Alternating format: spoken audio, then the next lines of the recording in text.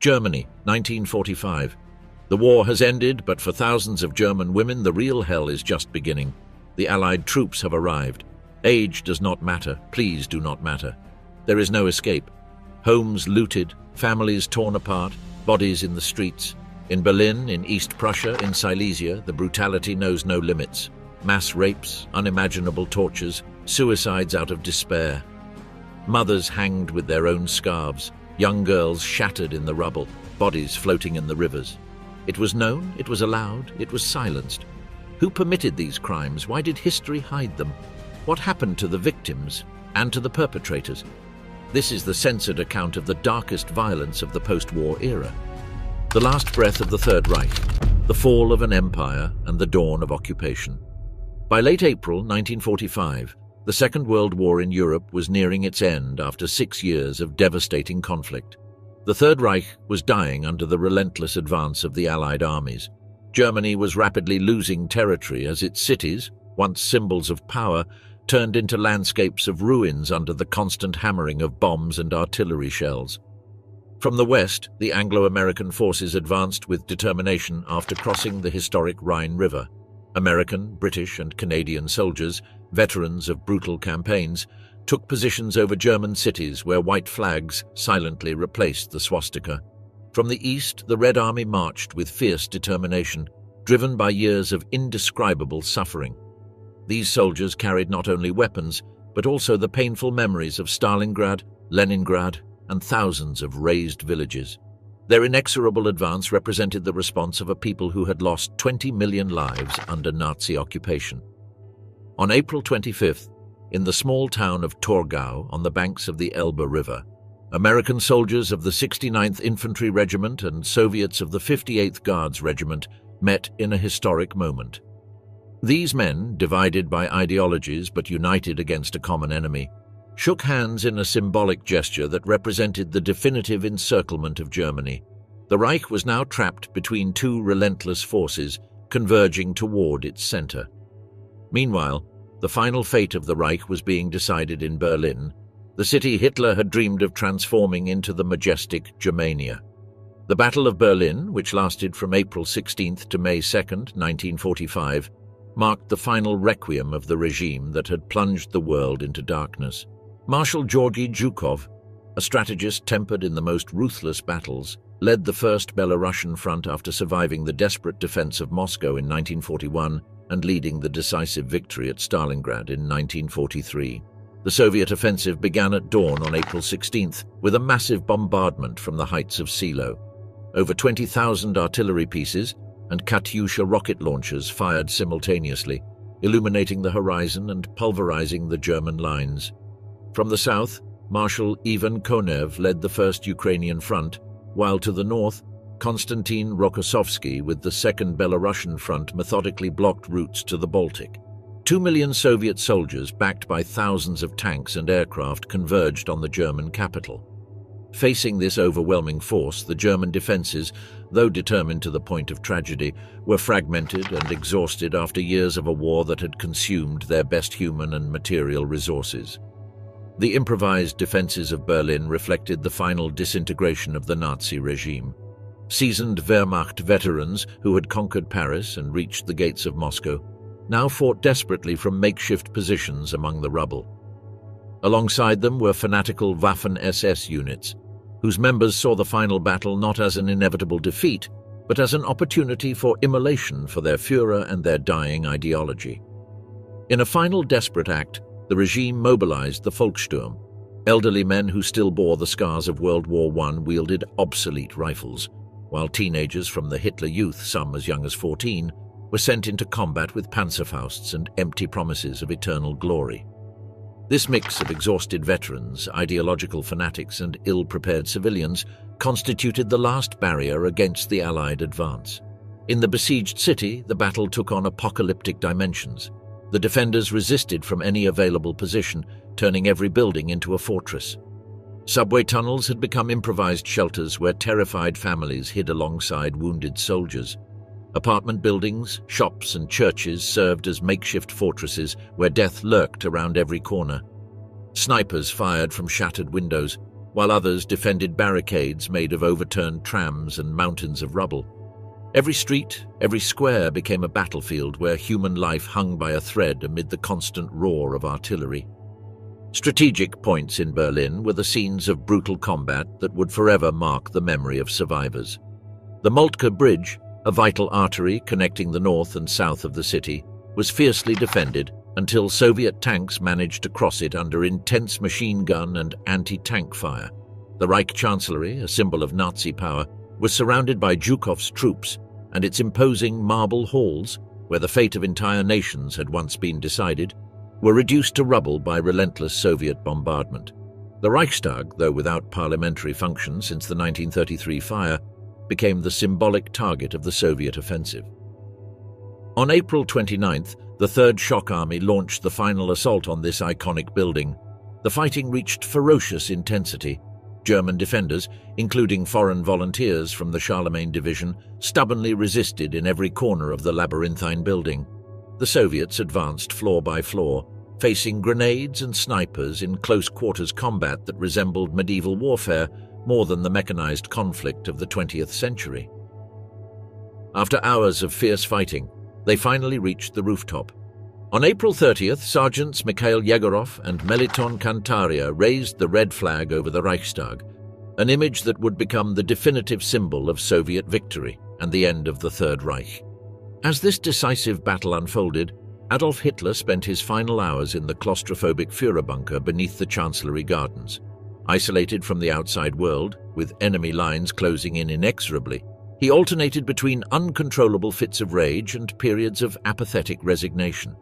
On April 29th, he drafted his political testament, appointing Admiral Karl Dönitz as his successor, bitterly blaming Jews and generals for the defeat, and obstinately reaffirming his genocidal ideology to the end.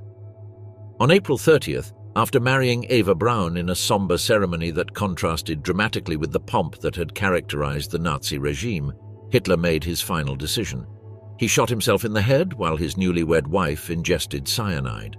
Their bodies were hastily carried to the garden by loyal aides and burned with gasoline, following his explicit orders to avoid falling into Soviet hands. The hurried and incomplete fire left partially charred remains that the Soviets would discover days later. The news of his death, though initially kept secret, leaked among Berlin's last defenders as a demoralizing whisper that accelerated the final collapse. On May 2nd, General Helmuth Weidling formally signed Berlin's surrender to the Red Army in a school east of the city. In a voice broken by exhaustion and defeat, he ordered the remaining units to lay down their arms. Some isolated groups, mainly fanatical SS units, continued a desperate resistance until May 8th, when Germany unconditionally surrendered in an act formalized by Dönitz in Reims, ratified the following day in Berlin. This Victory Day marked the official end of the war in Europe, closing a devastating chapter that had lasted nearly 6 years. For Berlin, the cost was devastating. 70% of its buildings were destroyed or severely damaged, streets were blocked by mountains of rubble, and basic services completely collapsed. Casualties were catastrophic. Over 100,000 German soldiers, 80,000 Soviets, and tens of thousands of civilians lost their lives in a battle that turned the city into an urban hell.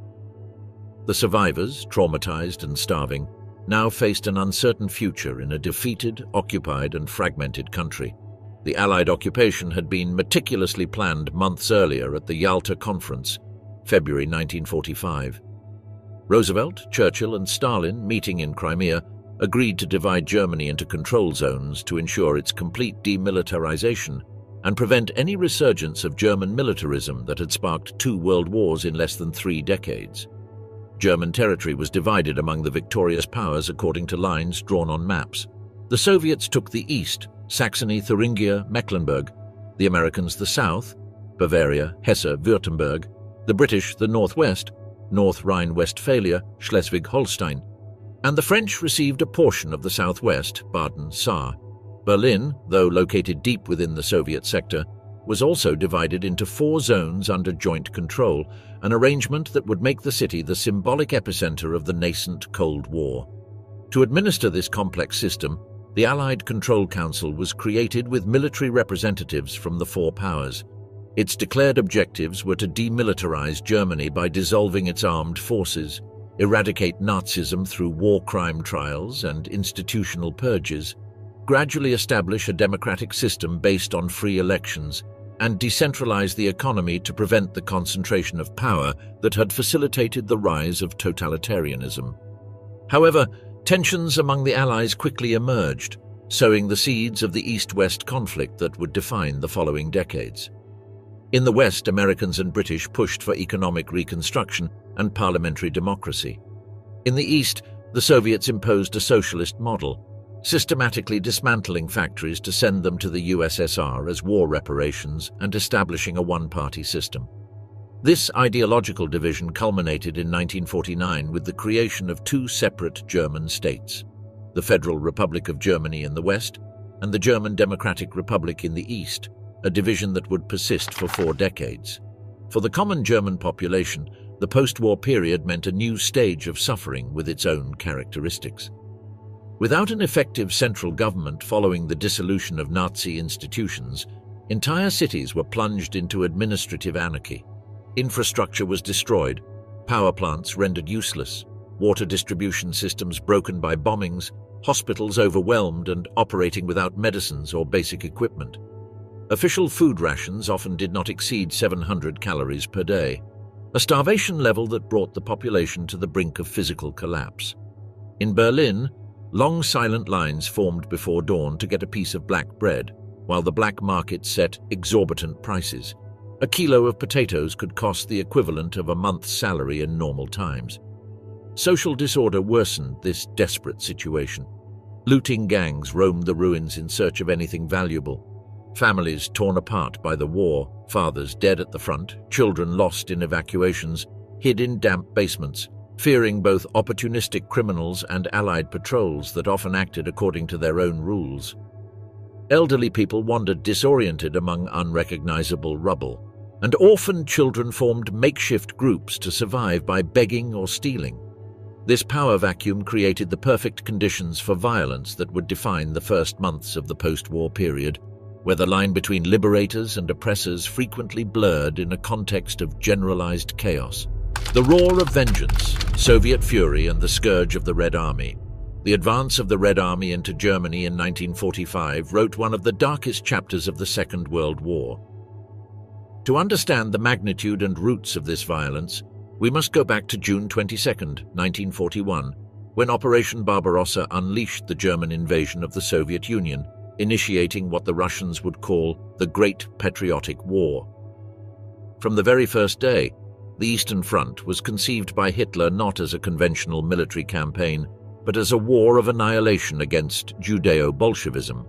German forces, following explicit directives, systematically burned over 70,000 Soviet villages, massacred millions of defenseless civilians, and subjected entire cities like Stalingrad and Leningrad to brutal sieges that lasted months or years, condemning their inhabitants to subhuman conditions of starvation and extreme cold. Episodes like the Babi Yar massacre, where over 33,000 Jews were methodically executed in a ravine in just 2 days, or the planned extermination of Soviet prisoners in makeshift camps where thousands died daily, revealed the unprecedented brutality of the Nazi occupation. During their counter-offensive, Soviet soldiers continually uncovered new evidence of atrocities. Concentration camps, with their ovens still warm, poorly covered mass graves on the outskirts of towns, and entire communities reduced to ashes by the scorched earth policy implemented by retreating German troops. For these Soviet soldiers, many of whom were peasants and workers torn from simple lives, Germany did not simply represent a military enemy to be defeated on the battlefield. It had become the very source of the suffering that had devastated their homeland, destroyed their homes, and exterminated their families. This resentment, accumulated over years of defensive warfare, would transform into a drive for vengeance when they finally crossed the German border. Soviet propaganda played a decisive role in channeling this collective pain into relentless retribution. Influential writers like Ilya Ehrenberg regularly published in frontline newspapers such as Krasnaya Zvezda, Red Star, issuing explicit calls for revenge. Do not count the days. Do not count the kilometers, count only the Germans you have killed. These exhortations deliberately blurred the distinction between soldiers and civilians, presenting all Germans, regardless of age or gender, as guilty accomplices. After 4 years of a war that cost over 20 million Soviet lives, vengeance became a moral imperative for many soldiers. When the first Soviet units entered East Prussia in October 1944, they unleashed a wave of violence that the command structures made no effective effort to contain.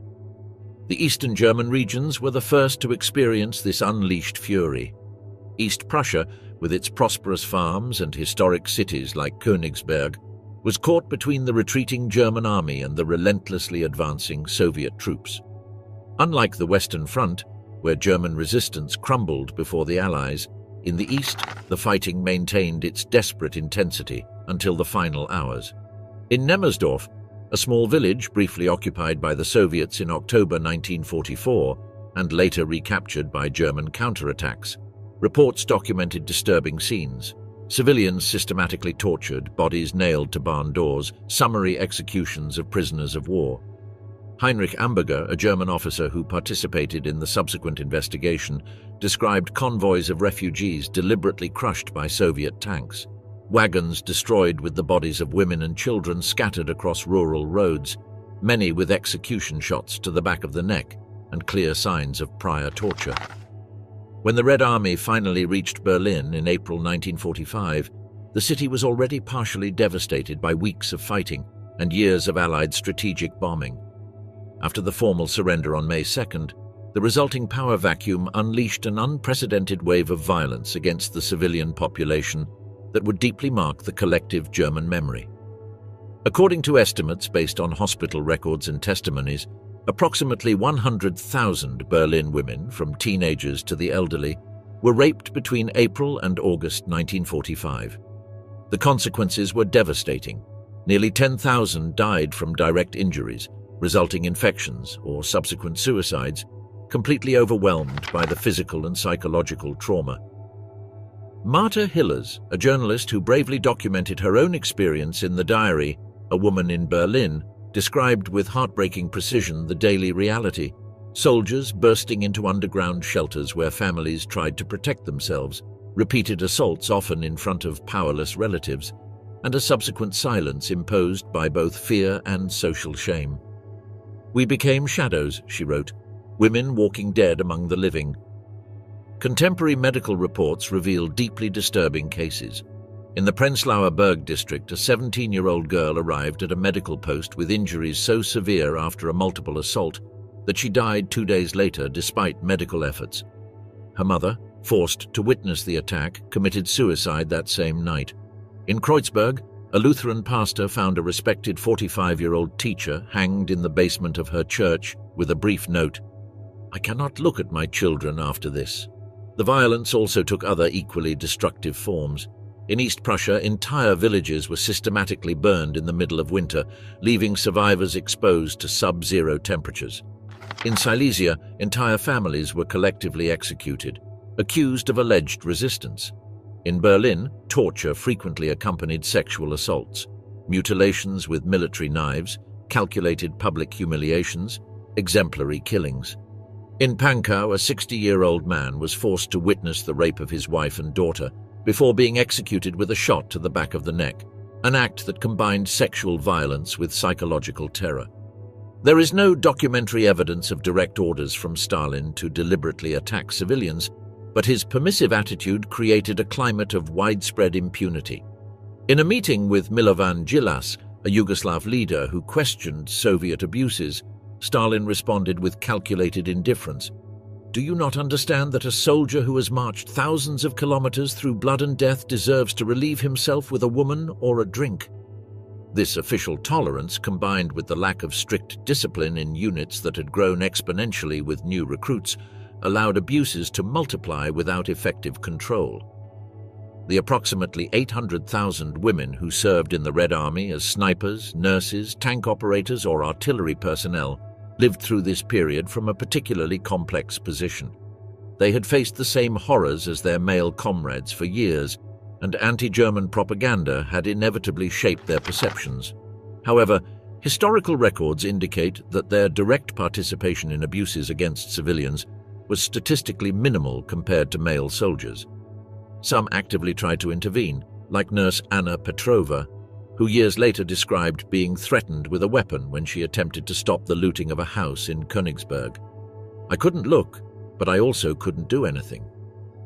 This internal conflict, this helplessness in the face of widespread brutality, raises important questions about how these women morally processed what they witnessed in a context where the chain of command rarely sanctioned such behavior. Soviet vengeance permanently transformed the affected regions and their populations. In East Prussia, over 1 million German civilians fled desperately westward. Those who remained faced systematic violence or forced displacement when the region was administratively transferred to Poland and the USSR, erasing centuries of German presence. In Berlin, the months between May and August 1945 were etched into collective memory as a period of indiscriminate terror that Soviet propaganda justified as rightful retribution for Nazi crimes, but which for the victims represented simply another phase of suffering under new perpetrators. The shadowed victors, hidden crimes of the Allied forces.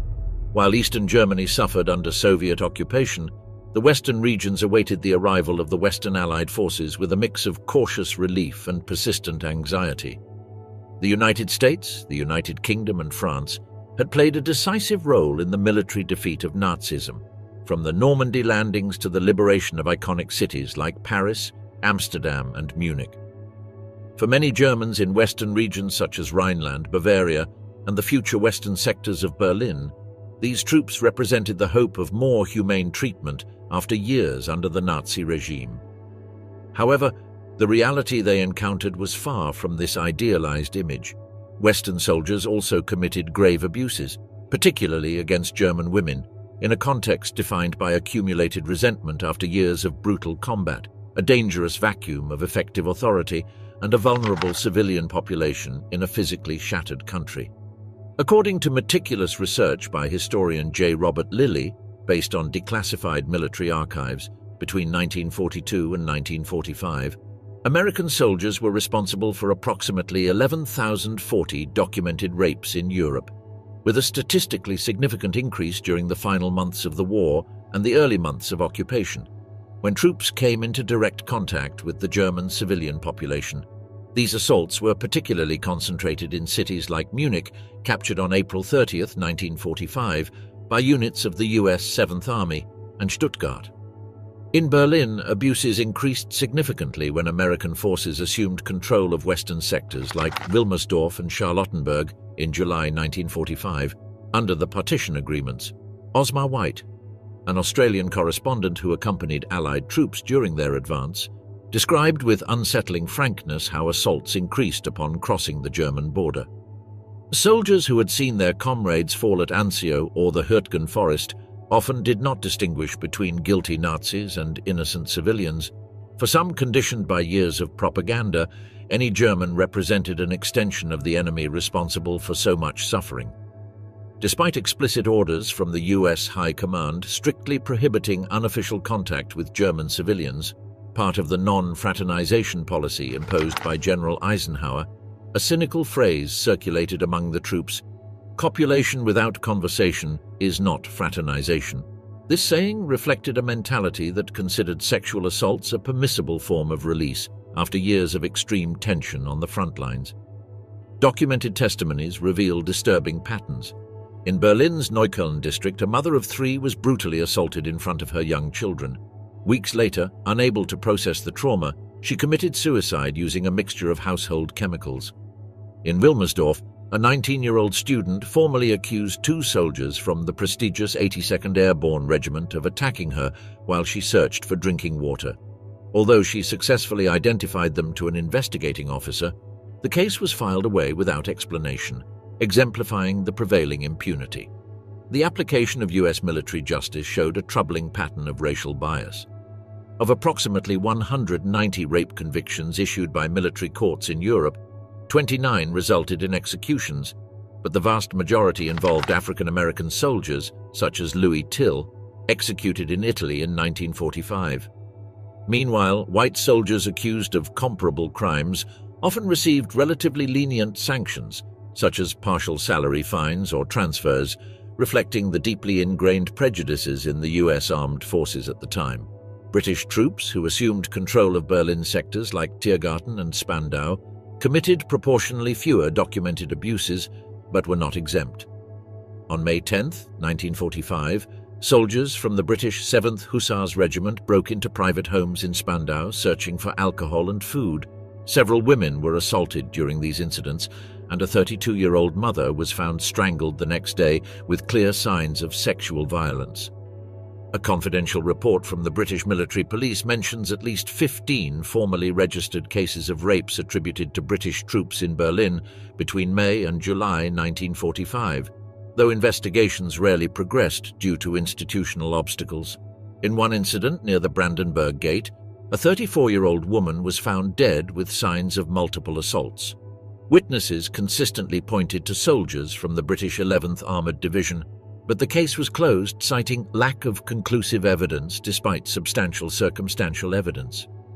French forces, particularly their colonial units of North African soldiers known as goumiers, left a particularly brutal trail of sexual violence.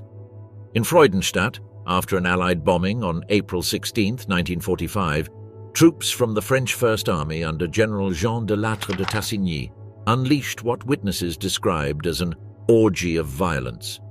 Women were systematically dragged from their homes and assaulted publicly, some in front of their families, in acts that combined humiliation with domination. Historian Perry Biddiscombe meticulously documents 385 rapes in Constance, 600 in Bruxelles, and approximately 500 in Freudenstadt between April and May 1945 alone. In Berlin's Wedding District on May 8th, ironically the official day marking the end of the war in Europe, Moroccan soldiers attacked 12 women in an underground shelter, leaving 3 in critical condition with internal injuries requiring emergency surgery. In Reinickendorf, a single mother was found brutally murdered with signs of prolonged torture. Witnesses identified Senegalese soldiers as responsible, but no formal investigation was conducted.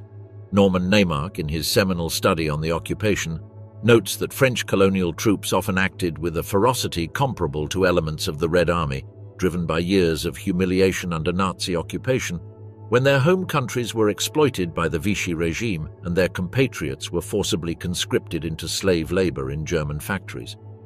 This accumulated historical rage, combined with a lack of effective disciplinary control by French officers, created conditions conducive to abuses against defenseless civilians. Beyond sexual assaults, Western forces committed other significant acts of violence. During the liberation of the Dachau concentration camp on April 29, 1945, US soldiers from the 45th Infantry Division, suddenly confronted with graphic evidence of Nazi horror, piles of skeletal corpses, still warm crematorium ovens, survivors reduced to human shadows, summarily executed over 30 SS guards and some regular German prisoners in an act of improvised justice born of profound moral shock. In Berlin, women who had worked as auxiliary staff in nearby camps like Sachsenhausen were attacked by Western troops who indiscriminately accused them of criminal collaboration. In Berlin's Tempelhof district, a 40-year-old widow was murdered on May 18th by a group of US soldiers who broke into her partially bombed apartment, accusing her without evidence of hiding a high-ranking Nazi officer.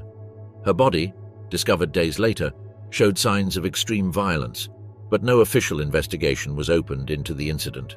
In Schöneberg, a 23-year-old woman who ironically had served as a messenger for an anti-Nazi resistance group was brutally interrogated by British troops under suspicion of being a werewolf, Nazi resistance member, and later found dead with clear signs of systematic torture.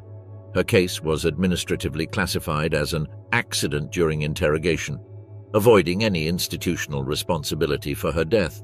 The response of Western Allied commanders to these documented crimes showed an inconsistent and often superficial pattern.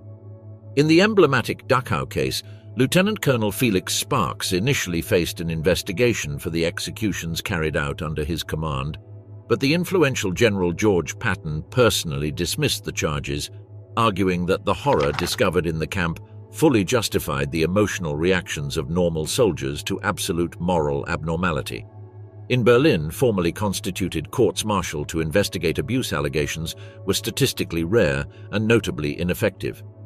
Of hundreds of formal complaints filed between May and August 1945, less than 5% resulted in convictions, according to estimates by historians like Miriam Gebhardt.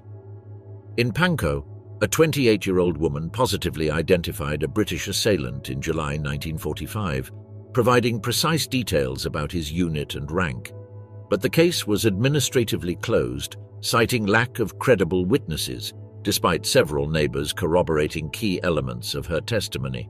With French troops, institutional impunity was even more pronounced. High-ranking officers rarely imposed significant disciplinary sanctions on the colonial units under their command, implicitly justifying the excesses as an understandable form of catharsis after years of brutal Nazi occupation in their home territories. General Charles de Gaulle, informed in detail about the abuses committed first in Italy and later in German territory, strategically chose not to intervene decisively, prioritizing the unified image of his liberation army over justice for victims considered, in the final analysis, part of an enemy nation. The complete collapse of civil order and administrative structure in Berlin after the battle objectively facilitated these crimes, creating a vacuum of authority where violence could flourish with minimal consequences. With the city fragmented into autonomous administrative sectors and traditional German authorities completely dissolved or discredited, the civilian population, especially women, were effectively left unprotected in an environment where the accumulated resentment of occupying soldiers, fueled by years of brutal war and official propaganda that portrayed all Germans as collectively guilty, combined dangerously with a lack of effective oversight. These acts of violence perpetrated by Western forces, though statistically less widespread and systematic than those attributed to the Red Army, nonetheless left an indelible mark on the occupied communities, a somber reminder that even the most necessary and justified liberation could bring with it dark elements that complicated the triumphant narrative of Allied victory. For the direct victims, the distinction between different occupying uniforms often blurred in the universal experience of suffering and extreme vulnerability that characterized that chaotic period of transition between war and a precarious peace built on foundations of collective trauma.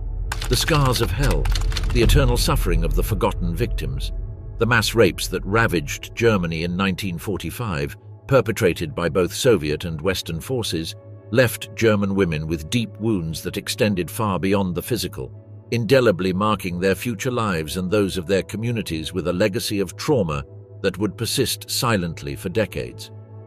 In Berlin, the symbolic epicenter of the catastrophe, makeshift hospitals in semi-destroyed buildings, such as the legendary Charity in Charlottenburg, once the pride of German medicine now reduced to a fraction of its former capacity, treated hundreds of victims with devastating physical injuries, multiple pelvic fractures, massive internal tears, and persistent hemorrhages that often proved fatal due to the critical shortage of basic medicines, surgical equipment, and qualified medical personnel in a collapsed city.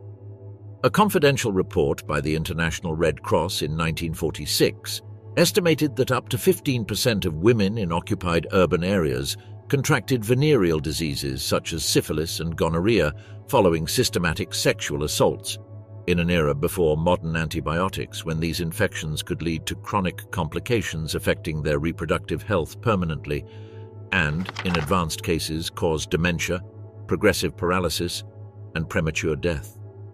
Unwanted pregnancies resulting from the rapes represented another devastating burden added to the initial trauma. Between 10,000 and 20,000 children were born as a direct consequence of sexual assaults in Berlin alone during the first year of occupation, according to conservative estimates based on fragmented hospital records. Many young mothers, faced with material and emotional impossibility, were forced to abandon these babies in makeshift orphanages, physically, psychologically, and economically unable to raise children, conceived in extreme violence amidst widespread hunger, lack of adequate housing, and absolute poverty that characterized post-war Germany. The psychological trauma inflicted by these experiences was equally devastating, creating invisible but deeply debilitating wounds. countless survivors developed what we would now recognize as severe post-traumatic stress disorder, chronic clinical depression, paralyzing anxiety, and a profound sense of irreparable loss of personal dignity that effectively isolated them from their former social networks and support communities. In Berlin's wedding district, a respected 34-year-old teacher, brutally assaulted by multiple attackers in front of her recently deceased husband's body, stopped speaking entirely for months, according to the detailed testimony of a Lutheran priest who tried unsuccessfully to provide her with spiritual comfort. In Moabit, a 19-year-old patient, hospitalized after a particularly brutal assault in a basement used as an air raid shelter, obsessively repeated that she was no longer worth anything and was too dirty to keep living, a heartbreaking echo of the internalized shame and self-devaluation experienced by so many other silent victims. Suicide became a tragically common response to this seemingly unresolvable suffering.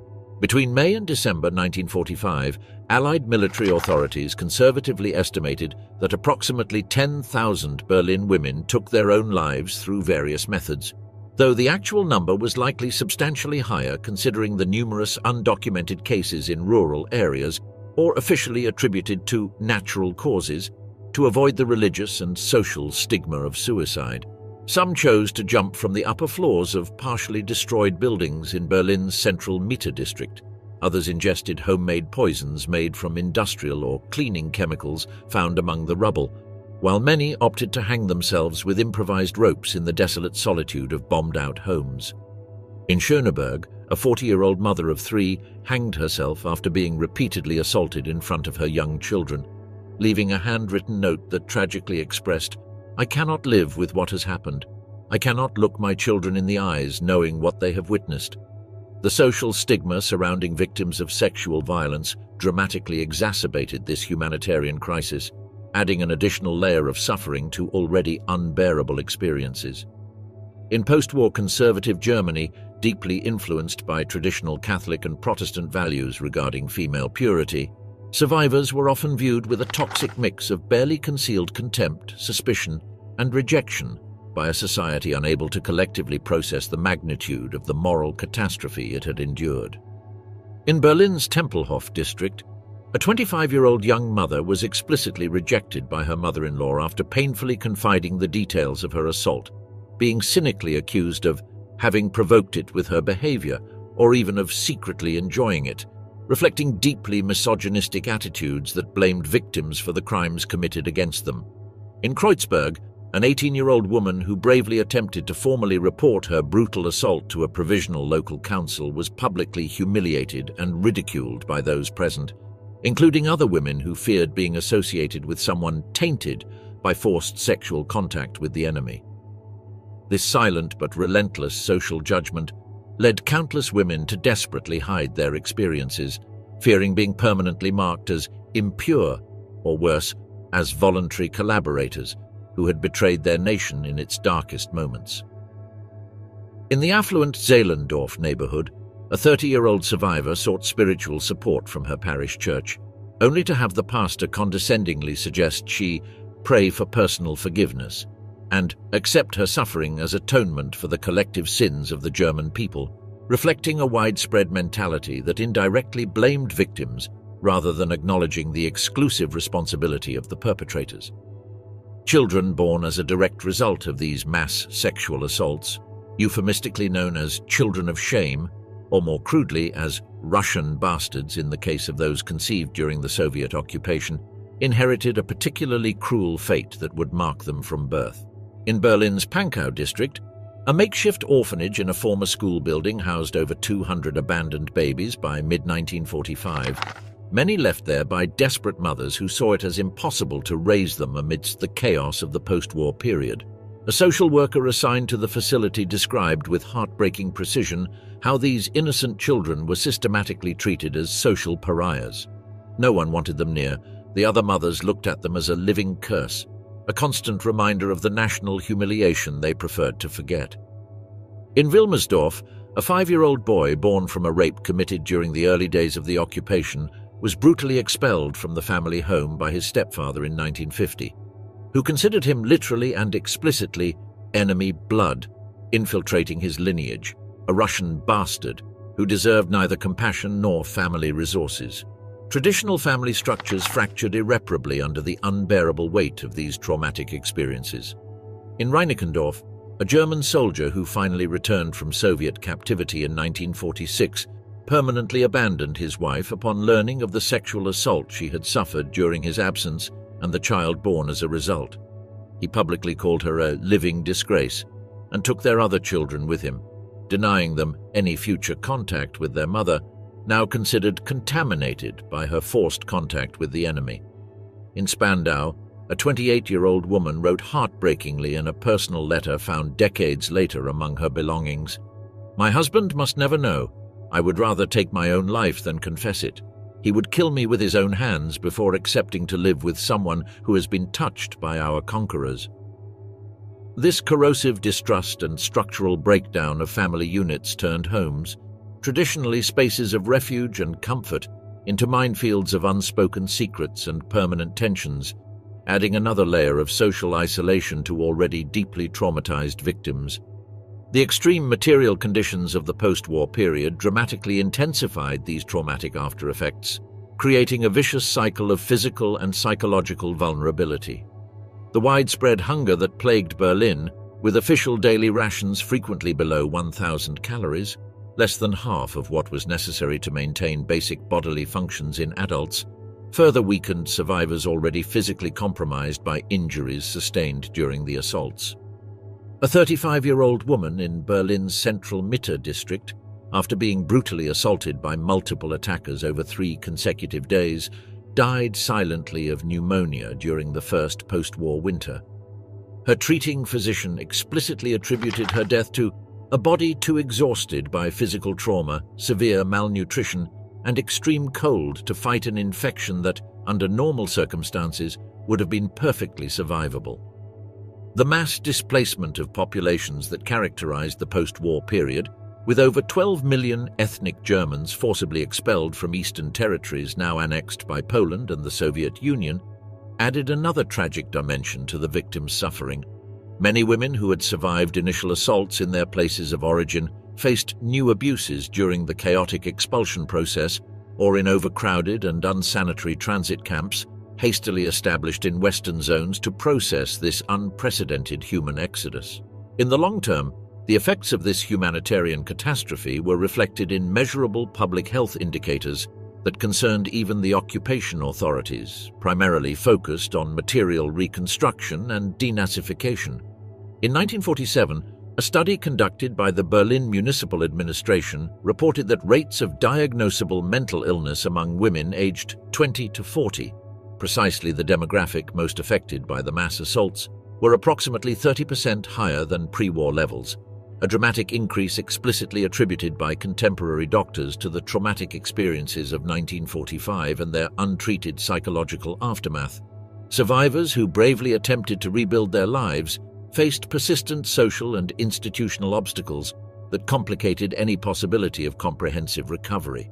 In Charlottenburg, a 26-year-old woman was summarily fired from her job at a textile factory in 1946 when her co-workers accidentally discovered her past as a victim, explicitly accusing her of bringing bad luck to the workplace and representing an unwanted reminder of events the community collectively preferred to forget.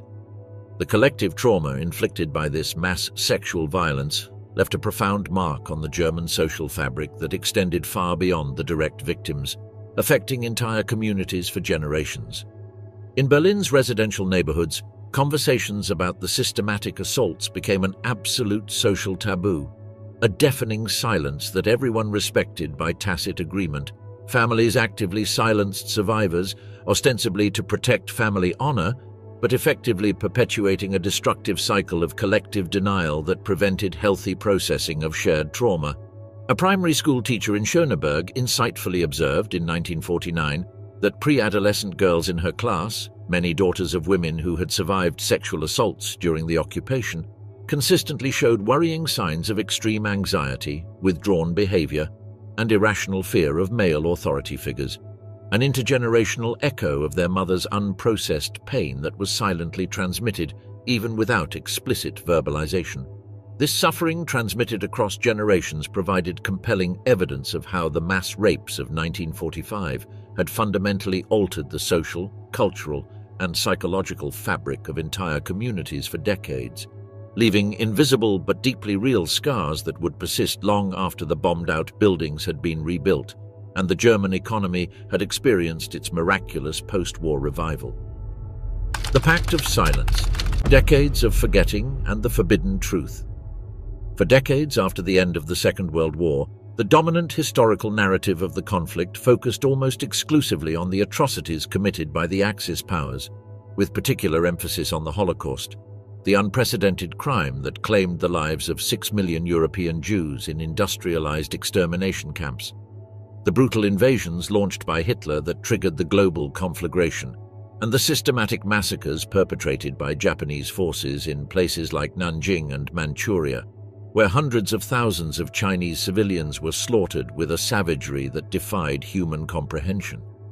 This historical perspective, absolutely essential to understanding the unparalleled magnitude of evil perpetrated by the Nazi and fascist regimes, had the collateral effect of relegating or outright erasing the crimes committed by the victorious Allied forces, creating a simplified narrative where the good remained immaculate in the face of the absolute evil of their defeated enemies. Post-war official propaganda, carefully orchestrated both in the West and in the Soviet bloc, consistently portrayed the victorious armies as flawless liberators, bearers of a historic mission of justice and moral restoration. This triumphalist narrative deliberately omitted deeply problematic episodes such as the indiscriminate strategic bombings of civilian populations, epitomized by the controversial bombing of Dresden in February 1945, which killed between 25,000 and 35,000 civilians in just one night of apocalyptic fire, or the mass rapes and systematic looting that left thousands of innocent victims in occupied Germany, both in the Soviet zone and, to a lesser extent, but with similar patterns in the Western sectors. This institutionalized silence about the darker aspects of the Allied victory served multiple strategic purposes. It protected the heroic and morally superior image of the victors, essential for legitimizing the new post-war international order. It avoided diplomatic complications at a time of European reconstruction that required cooperation between former enemies, and, perhaps most importantly, it implicitly denied justice and recognition to those who had suffered at the hands of their supposed saviors, burying their stories under a narrative of uncontested triumph of good over evil that admitted no moral nuances or complexities. In the first decades after the formal conclusion of hostilities, any public mention of Allied excesses, especially regarding the mass sexual violence perpetrated against German women, was systematically censored, minimized, or discredited as neo-fascist propaganda. Mainstream Western media, from prestigious newspapers like the New York Times to influential radio networks like the BBC, meticulously highlighted Nazi massacres in emblematic places like Babi Yar or Treblinka, while completely ignoring or only tangentially mentioning increasingly consistent reports of systematic abuses in Berlin, Stuttgart, Königsberg, and dozens of other occupied German cities. In the Soviet Union and its satellite states, the official glorification of the Red Army as the heroic savior of Europe and liberator of oppressed peoples reached almost religious dimensions, creating a state cult of victory that made any honest discussion of the actual behavior of Soviet troops in conquered territories absolutely impossible. The voices of victims from East Prussia, Silesia, and East Berlin were buried under tons of propaganda that presented any criticism, no matter how well-founded, as a revisionist attempt to equate victims and perpetrators, erasing the fundamental moral distinction between fascist aggressors and socialist liberators. It was not until the late 20th century, with the gradual declassification of previously restricted military archives and the meticulous investigative work of a new generation of historians like Anthony Beevor, Norman Naimark, and Miriam Gebhardt, that these uncomfortable truths finally began to emerge into public light, forcing a partial but significant re-evaluation of certain aspects of the established narrative about the end of the war and the subsequent occupation. Documents now available for academic research revealed with disturbing clarity the real scale of the crimes committed. From the approximately 100,000 rapes perpetrated in Berlin by elements of the Red Army, meticulously documented in contemporary medical and police reports, to the thousands of similar cases perpetrated by American, British, and French troops in the West, fragmentarily recorded in military court archives, official correspondence, and personal testimonies that finally found a willing audience. However, official recognition of these events by the involved powers remains, even in the 21st century, elusive and deeply problematic. Some political leaders, intellectuals, and activists passionately argue that explicitly condemning these historical acts is absolutely necessary to properly honor the memory of all war victims, regardless of their nationality or the uniform of their aggressors, and to advance toward a complete historical reconciliation based on shared truth. Others, equally vocal, fear that such recognition, especially if it comes from official government sources, could morally relativize the incomparably greater atrocities of the Nazi regime, dangerously diluting the historical responsibility of Hitler and his accomplices in triggering the conflict and the planned genocide of entire populations. This contemporary debate, sometimes heated, reflects the extraordinary moral and political complexity of historical memory, especially when it involves traumatic events of civilizational scope like the Second World War. In Germany, survivors remained silent for decades, silenced not only by social stigma and internalized shame, but also by the practical urgency of physically rebuilding a ruined country and psychologically reintegrating a society fractured by total defeat. In the Allied countries, especially those whose soldiers directly participated in these abuses, officially admitting these war crimes would mean challenging heroic national narratives laboriously constructed over generations and deeply integrated into the collective identity of societies that saw themselves as moral saviors of civilization against Nazi barbarism. But sustained silence, however understandable its political or psychological motivations, does not have the power to erase historical reality.